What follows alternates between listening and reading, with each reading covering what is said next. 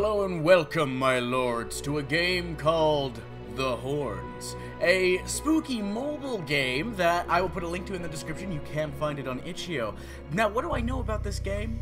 Well, as with my general modus operatus, I don't know anything about it. I know it looks spooky, and I know it's got spooky sounds, and that's about the extent I go to before I get into a lot of these things. So, let's just begin. You are lying on a dirt floor in the dark. You do not recall how you came to be here. Ahead, you can see a 5-foot rectangular shape outlined in dim purple light. Sounds like a phone. I'm curious, like, what these are. Like, the hearts must be my life, but I got, like, a sanity meter, too? Something glints on the ground by your foot. Examine the glint, touch the rectangle. Well, the rectangle's probably my phone, so I'm gonna grab that. You hear a metallic rattle, a door, perhaps. Exploring the surface, you feel a slot, a keyhole. You can hear something moving on the other side of the door. Oh, okay, so it wasn't my phone. I guess I was looking at a keyhole. I have no idea what's going on right now. Like, we wake up in the nothingness. What is this? So I got options. Cool, I guess. Forgot to do one thing. There we go. Sorry. My audio might be a little weird until this point. So, okay, there's a glint in the mall. Okay, I'll get the glint then.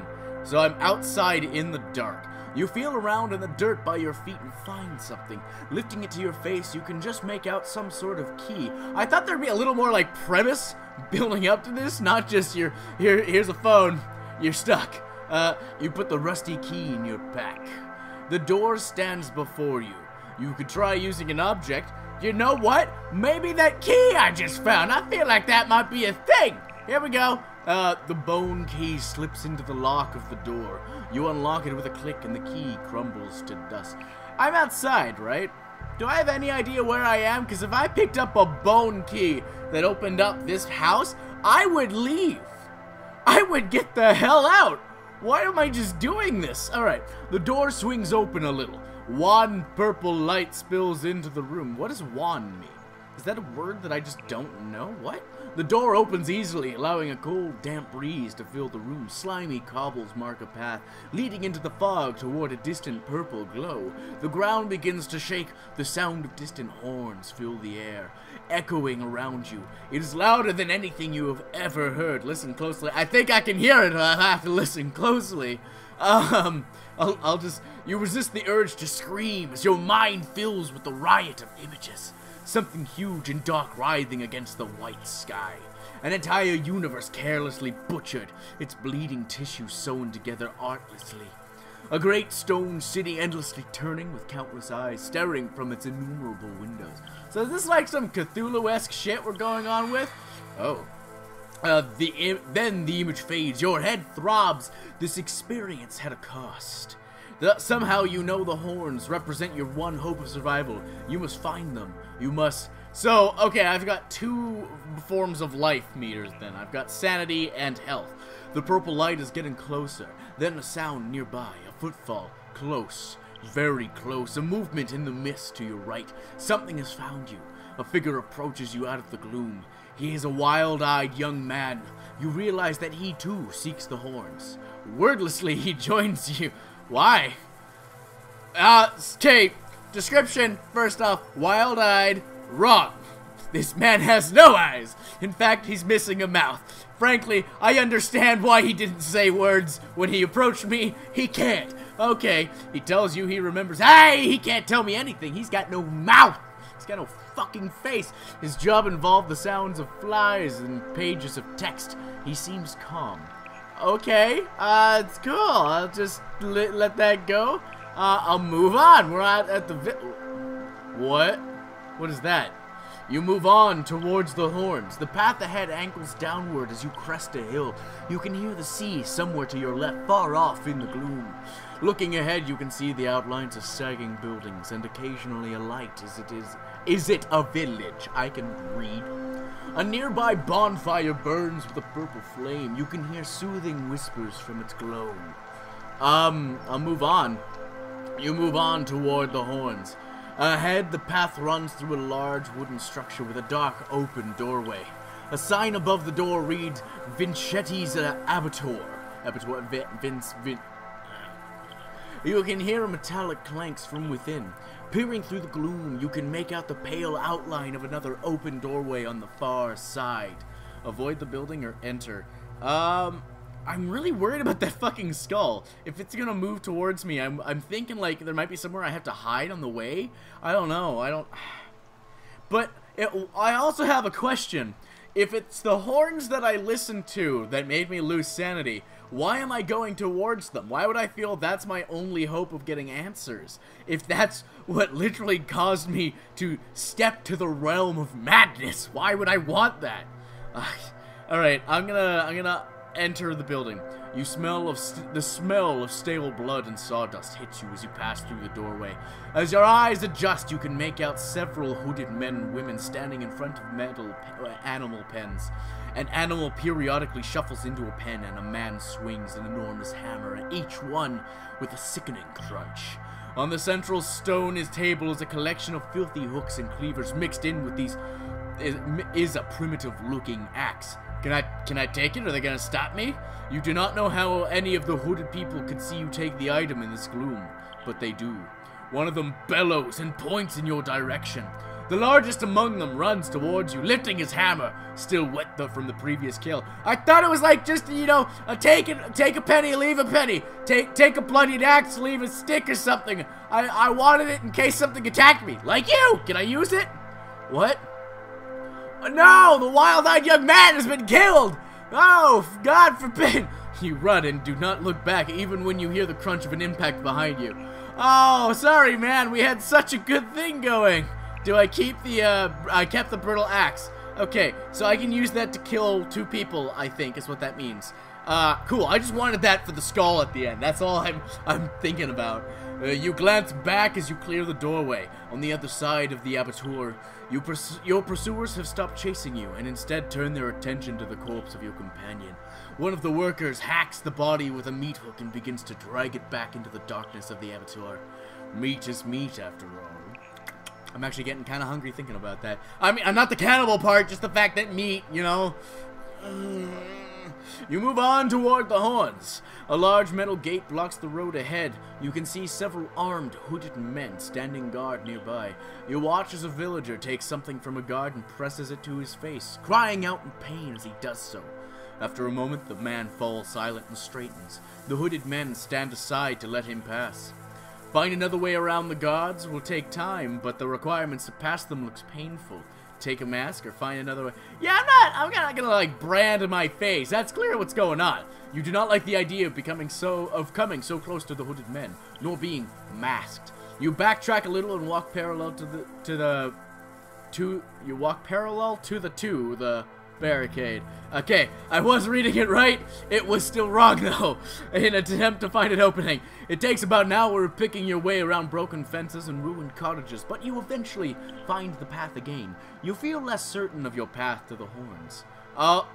Okay. Why would I feel less certain now? Oh, the skull got closer. Oh, okay, that's what I was worried about, but I got a fucking axe, so I can handle this shit. You hear whistling. From above, looking up, you see a man sitting on the roof of a nearby building. He is wearing a featureless white mask. He reaches into a pocket and brings out a piece of paper. You realize it's a map. Through gestures and whistles, you realize he is offering a trade, an item for his map. You consider throwing him something. You could try using an object. I only have the axe, and I'm fucking saving that. No thanks. I move on towards the horns. I'm not giving up my one means of defense against the skull that's literally right there. The path opens into a small village square. You hear the dull murmur of voices ahead. Numerous tables are spread around a central fountain, each containing various covered items. The villagers are dressed neatly and seem to be engaged in casual conversation. As you pass one cart, a man in a white shirt and blood-stained apron offers you a piece of meat on a small stick. I'm going to walk away because I have a feeling this is all here. What?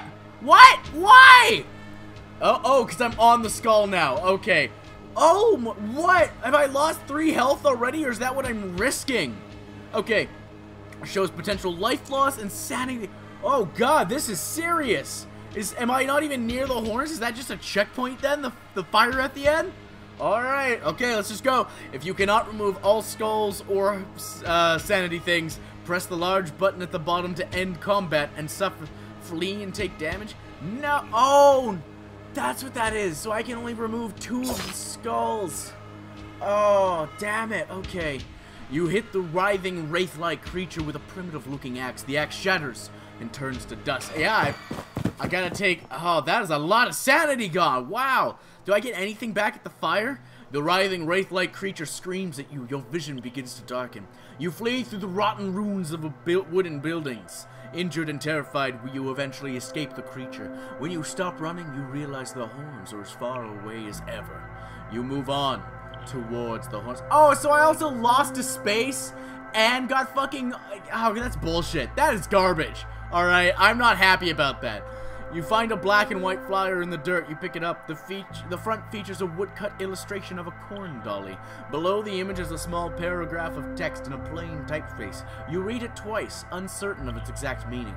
Welcome the harvest. Come to the Sunday gathering and we celebrate the imminent arrival of Our Lady. Something about the words make you feel uneasy. You throw the flyer over your shoulder and walk into the fog. Okay, well, at least we're making some fucking progress right now. Like, seriously. You move on toward the horns. Ahead, you see the slatted side of a wooden building. The roof is rotten and sags alarmingly. One half of the structure has collapsed. A fallen sign nearby says Genera Oods. I guess that means generic foods. Goods? Oods? I don't know. I was trying to make a joke and I failed you. I'm sorry. Please forgive me. A door stands closed and ineffective next to a large hole in the wall. As you watch, another tile clatters to the floor inside. Okay, I feel like I need some I'm gonna move on. I'm just gonna go to the fire and get this over with. You feel it before you see it, an oppressive fear that ripples over you. You barely resist the urge to run. A shape looms out of the fog, a huge human head made of boards with 3 branches forming a snake-like crown. 6 hooded figures pull at ropes, dragging the head slowly up the road toward you. They seem indifferent to your presence. You see a door at the side of the structure. You can hear a voice coming from inside. A shout for help. Your fear increases with every moment. Oh, I don't have... You know what? I want another I'm gonna save somebody because, like, I feel like having that person is an extra life. You fight the urge to flee and approach the head. With each step, images appear unbidden in your mind. Step, a huge female form. Its head, a mass of tendrils birthing shapeless nightmares. Step, worlds and their inhabitants pulled apart like wings from flies, their marrow sucked clean and the parts rejoined without care. As you reach the door, you begin to scream. Continue the rescue! I'm gonna lose regardless, and we're gonna have to restart, so I'll see you guys like when I lose and get back. I'm not gonna cut yet, I'm gonna finish this. Still screaming, you flip the latch. You can no longer resist the urge to flee. You have to get away now. You turn away and hear the door fall open. You've done all you can. Whoever was in there can fend for themselves. Why? Why? I have a sanity left. I could have gone and saved them. Why did I fucking waste that if I was just gonna run? Don't give me the option to do shit if you're going to say, nah, you just lose a point and you can leave now. There's nothing in there. That's fine. It's like, fuck you. That's bullshit. Sorry. I'm actually really annoyed when a game literally punishes you for making a decision. At least let me go through with the rescue and then lose or something, or give me a chance to like take some physical damage to rescue the person or give up. Don't just be like, yeah, no, you're too scared. I mean, you still have a sanity left, so whatever, but no, you're scared. Just get the fuck out. I'm annoyed, okay? Only then do you realize you were followed. Someone stands nearby. She's a wild-eyed, middle-aged woman. You realize that she, too, seeks the horns. Wordlessly, she joins you. Is that who I was gonna rescue, or is that just some random fuck that just was in the area? Like, you move on towards the horns. The path changes now, no more than a wheel-rutted track leading through a vast plain covered with tall plants. They look like crops. Perhaps this was a farm once. Nearby, you see a patch of scorched earth. In the center is a bonfire burning with a pale purple flame. You consider whether to rest by the fire for a while or just continue on the path into the fields, into the fog. We're gonna fucking rest! Look at how like bad I am right now! You sit and close your eyes. You feel the flames wash. Oh god, I'm burning alive! When you open your eyes, the flame is gone. You and your companion feel healthier, calmer. You move on towards the horn. You see a small ramshackle shed up ahead. Its windows are thick with filth. As you approach, you realize you can hear a low moan coming from inside the structure. Wiping off one of the filthy panes, you can make out someone lying on the floor. They are moving. They are alive. You know what? I'm gonna help this person. I feel bad about the wide-eyed young guy that I got murdered. So I'm gonna try to see if I can help people right now. The door's locked or jammed. The building is in such poor repair that either could be true. A window near the door might offer a way to open the lock from inside if you broke it with an object. Then again, you could just ignore the cries and move on. I'm gonna break it with the woman. Oh, wait, so I can save sanity by having people on my side? Because that's what the eye is, right? But doesn't that mean, like, I would lose them in the fight? Would I be sacrificing them just to get away from a fight? That seems kind of just, you know, selfish. Sorry, guy dying on the ground. I wanted to help, but you know, you're locked in there. You move on towards the horns. You smell burning wisps of smoke hang in the air, and brittle black stalks poke up from scorched earth. That was a lot of buzz and puzz in there, and it was hard for me to pronounce. You hear the woman's footfalls before you see her. Painfully thin with blackened skin, she dances in circles holding something in her hands. It is a compass. No, I'm not gonna just steal it. I'm gonna move on. I gotta fight this guy and lose everything. Great. Use items and survivor abilities. Okay. So I'm gonna lose. Okay. Yeah, distract. Please stay alive. The middle-aged woman waves and shouts at the horror. Flee and take damage. The jittering bird-like horror glides overhead out and slashes you with a taloned foot as it passes. You flee through the fields, your face whipped by stalks of moldering wheat. Injured and terrified, you eventually escape the horror. When you stop running, you realize the horns are as far away as ever. What? Why? But did I lose a space, or do I still have you? She's tired. So I can't use her anymore. That's fine. A memory. The wild-eyed, middle-aged woman tells you a part of her memory is returned. She remembers she used to be a psychiatrist. Help me! Help me be at peace with my problems in this world. You see a piece of soiled paper fluttering on the ground. On the paper is a black-white picture of a young man. The word missing is featured in prominent type, and the remainder of the text is devoted to a broad description of his appearance. Looking around, you realize there are hundreds of similar pieces of paper strewn on the ground as far as your eyes can see. It is when you realize that each one features a different person that the scale of this tragedy hits you. You run. You move on toward the horns. You hear coughing from nearby. A humanoid figure emerges from the field to your right. He is an old man, and as you look at his face, you see that his eyes have been removed messily. He grins. He holds a bottle of white liquid in his left hand and proffers the open palm of his right. It looks like he wishes to trade. Here, take my person. Counsel. Wait, what do you mean? Like, it calms you. Oh, sweet. Okay, I got my sanity back. I'm gonna see you later, old dude. Sorry, I couldn't trade with you. Not like you could see me, but apparently you knew I was there. I move on toward the horns. Twice, in fact. The scorn around you rises higher. 8 feet 10. Soon it has become a forest. The corn stalks are thick, like the trunks of small trees. Something shrieks nearby. You know one of those creatures must be relatively close. You consider taking a more circuitous route. You'll be harder to find in these stalks, and perhaps straying from the path would be safer in this case. Yeah, I'm gonna stray. I'm not gonna survive another fight. You turn to your right and move quietly. The fog makes it difficult to see, and progress is slow. Occasionally, screams can be heard deep in the field, all at roughly the same distance. Eventually, you find the path once more, and you realize that you cannot hear any more shrieks. You take a moment to assess your position. You feel less certain of your path to the horns. I need some counsel. Thank you, lady. You're really helpful. I'm moving on towards the horns. Abruptly, sheaves ripple like waves. It takes a moment before you realize there is no wind. Beneath the whispers of the corn, you hear other noises. Whispers and thin, shrill laughter. The wild-eyed, middle-aged woman looks terrified. It is clear that these sounds are familiar and a source of great fear. You do not know what lies through the field, but you are certain that going around it will take a long time. I'm gonna go around. I don't want to take that chance, and I want to keep her around. She calms me down, all right? She held my hand and told me anything's gonna be okay. So I need to keep her alive.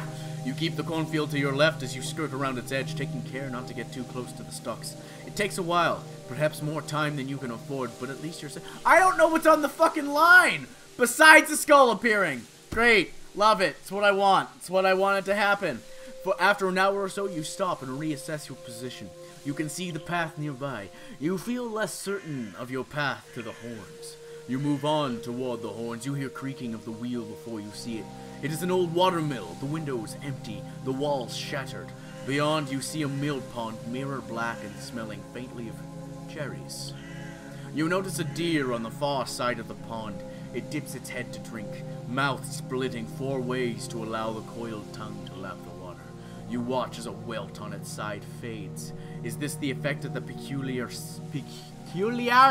scented water? I can never say that word, and no matter how many times. A ripple at the center of the pond startles the beast and scuttles off into the fog. A wild-eyed, middle-aged woman looks nervous. I'm gonna drink it! I need some help! You cup your hands and drink deeply from the black water. The taste honors the promise made by the scent. It is rich and fruity, hearty even. You feel your aches and pains diminish. You feel healthier. You notice the ripples too late. Something halfway between a tentacle and a chitinous leg lashes out of the mirror black water. It skewers your companion. No! Why were you there? You could have waited off to the side. Damn it, psychiatrist lady. Before dragging her away from the shore and down below the surface. The ripples fade. You find yourself staring at the black, glassy surface once more. The pond looks calm, serene. Sorry! I wanted your company, but I guess I don't get that! You run until the fog swallows you. There will be time for morning later. And flee and take damage. It's cool. That's great. That's what I wanted. With a growl, fang jaws emerge and just snap at you, because fuck that shit. You flee through the fields, your face whipped by stalks of moldering wheat. Injured and terrified, you eventually escape the thing. When you stop running, you realize the horns are as far... What? Why? You see a green pamphlet lying on the ground, picking it up. You see it is clearly a manifesto for some political party or other. The candidate's name is Sir Malcolm Sudbury, and a brief perusal seems to suggest that he is running on a populist platform. It states that the usual nonsense, pointing fingers at one group or another, anything to rile up the ignorant and angry. The sheer brutality of the invective, I don't feel like that's relevant to my scenario. The Forest, Chapter 3. You move on toward the horns. A head tree rise up from the block of sky. A forest at the entrance is a cleared circle of dirt with a bonfire in the center. The flames burn with a strange purple light. You hear whispers as you get closer. There is warmth here. Peace. You consider resting by the fire for a while, or maybe you should move on. I'm gonna rest. This is kind of like Bloodborne-y vibes with the bonfires, Dark Souls, blah blah blah, but just like the dark Cthulhu-esque horror of it all. It's interesting. I like it so far. It's nice.